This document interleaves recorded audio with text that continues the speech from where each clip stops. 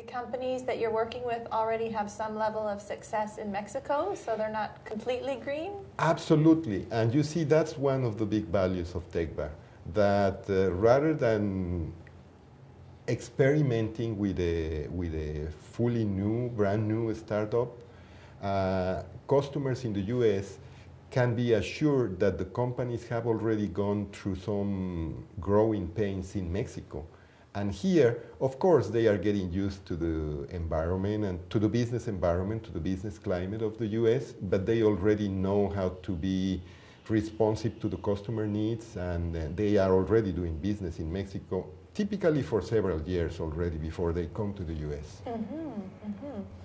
And I understand your incubation and training period is pretty extensive, and I'm just curious, what are some of the key points that you give to your clients to help them launch in the US? That's an excellent question, Dana, because you see, before we even start working with a company, we go through a very in-depth interview process. We travel all over Mexico interviewing companies, and we really try to get to the core of how they are. Of course, we are not perfect, but that is a first important filter.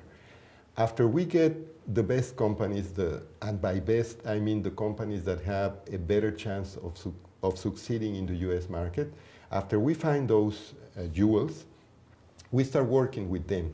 And the training involves, first of all, a 1-week period in Austin, Texas, where essentially what we go over with them is like US Business 101.